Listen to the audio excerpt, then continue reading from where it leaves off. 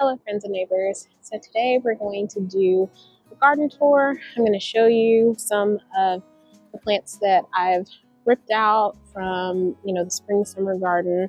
Things look really different, and we're kind of getting ready and preparing for the garden. So go on.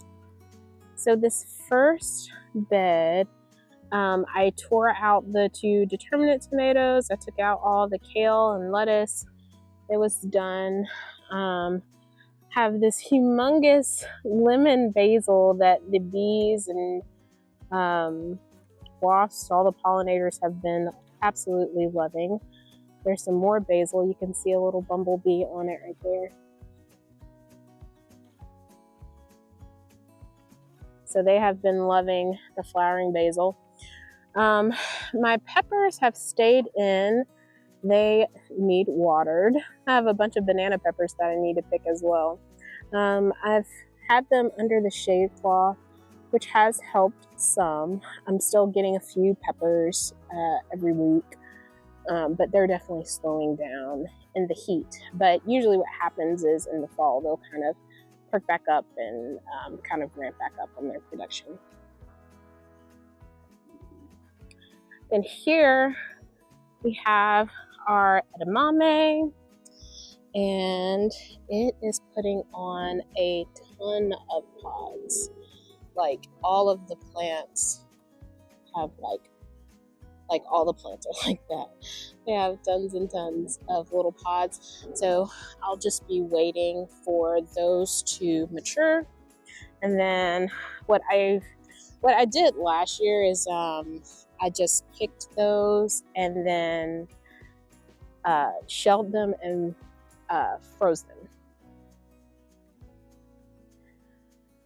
Then here's our sweet potato bed, and it is doing fine, looking nice and lush. And then here is our other pepper bed, and the same thing. For the most part, they've slowed down. Now this plant is looking a little bit different than the others, just because it does have quite a few little baby peppers. I'm just now noticing that. I mean, that's probably 1, 2, 3, 4, 5, 6, 7, 8, 9, 10. 10 bell peppers. That's way too much for that plant to sustain, so I'll probably pull some of those off. But most of them, they'll just pump out like one little pepper here and there just because it's so hot. I started pulling out my flowers, and I will finish pulling the rest of those out, and then I'll replant those with probably like some marigolds and zinnias. So this is looking bad right now, but I'm gonna refresh it. I also need, you can see how much the soil has gone down. Like if you look at the top of that, like this was filled up. So I definitely need to top up the soil in this bed as well. So this will get a refresh. And then this is one of the tomato beds. This had huge indeterminate tomatoes, and I pulled all of those out. I did not get a clip of that, but I mean, it's basically the same. I just cut it at the root and then took the tomato and the stem out. And I actually did try to plant these with some bush beans. And I was going to try to get a quick turnaround crop of those before I put my brassicas in, but it's just too hot, and it's hard to keep the soil moist long enough for them to germinate. And so I put them in, but then the soil just dried out. They weren't able to germinate. So what I will probably do next year, if I try to start some seeds outside midsummer, is I will put some wood boards like on top of the rows, water it, and then put the wood boards down so that hopefully, the sun's not hitting it. It's kind of holding that moisture in a little bit more. So I will probably try that next time I do that. You guys saw in one of our shorts, we pulled 2 of our watermelons from this bed. Now I have one more. It's a Moon and Stars watermelon that is grown. Oh, is that a spider? Oh, goodness. I walked into a spider web. It threw me off. Anyway, I was saying that I do have a Moon and Stars watermelon down here. And so that will probably be our last watermelon that we get from this bed. And then I'll pull these up in preparation for the fall. Then back here, our cowpeas are doing well. They haven't put on flowers yet, but they're growing well. Got another little bumblebee on the basil.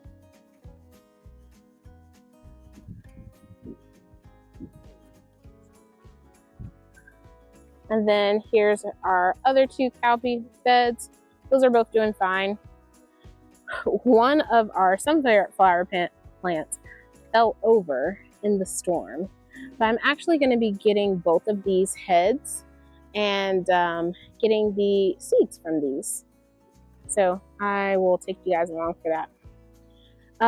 We've gotten, I think, 6 cantaloupe from this bed, and then it stopped fruiting for a little bit, or flowering, but then it started flowering again, and we have another little cantaloupe, little baby cantaloupe. And we may have more that I don't see, but it did start flowering again, so we may get 1 or 2 more cantaloupe before I pull this, getting ready for the fall garden. And then you guys see that my arches are empty. I pulled all of the Asian long beans and the green beans, and I have planted some winter squash. This is some honey nut squash along here. And then, oh no, it looks like we have a casualty. I had another honey nut squash over here. It looks like that one may have either succumbed, or looks like the stem maybe got that one. And then on this side, I've got, oh, there's so many bumblebees. Then on this side, I've got kabocha squash. You can see those down there. And then some more kabocha squash as well. So for these back arches, these two are kabocha squashes, and then those are honey nut squashes, which I'm hoping that the plants from that side can maybe fill in on the other, since the one row died, but we'll see. And then this middle bed had squash in it. I've already pulled that out, and I planted some a different species of Asian long beans along these edges. So I'm going to see if I like that one a little bit better. And then I actually don't know if these germinated. I haven't gotten to look out here and see. Yeah, see, it looks like only one of the Thai soldier bean plants germinated. Probably thinking back, I probably should have started at least some of those in pots and then planted them out. Again, because it's so hot, it's hard to keep the soil moist. It does look like a few of the bush beans that I planted over here did germinate. And so, I mean, I'll let those grow until it's time to plant the fall crops on there. And then let me show you some of my fall crops that are in the greenhouse.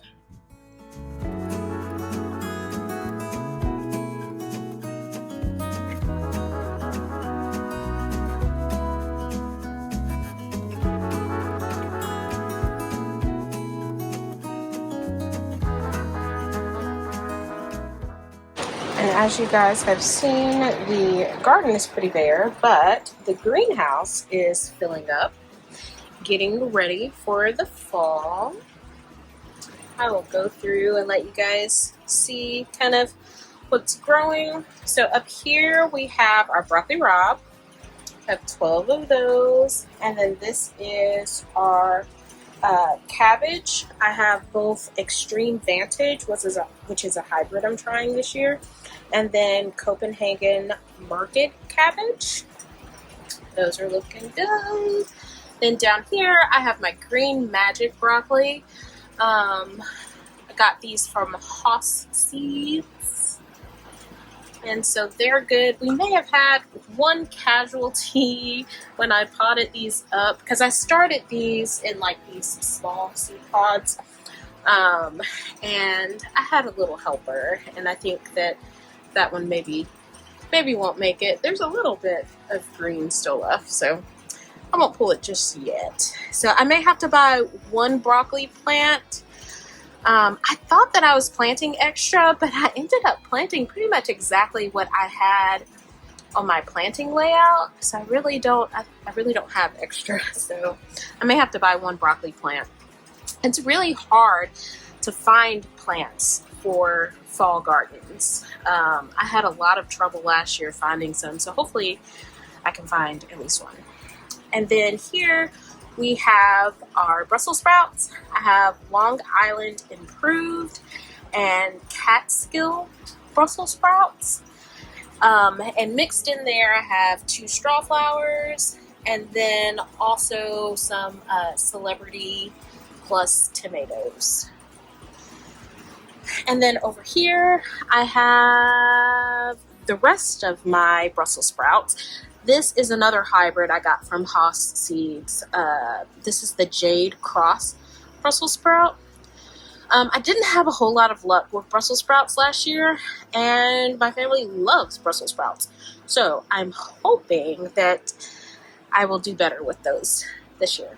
And then down here, I have some extra tomato plants that I'll give away to friends and family. And then I have some marigolds for the fall as well.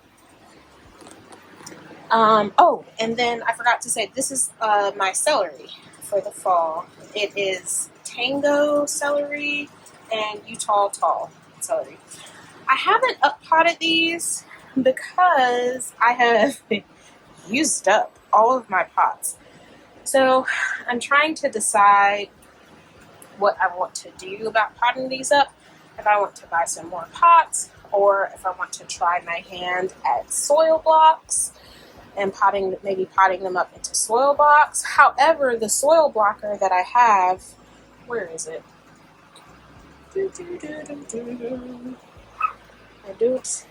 I don't see it. Where did I put it? Oh, it's in the garage.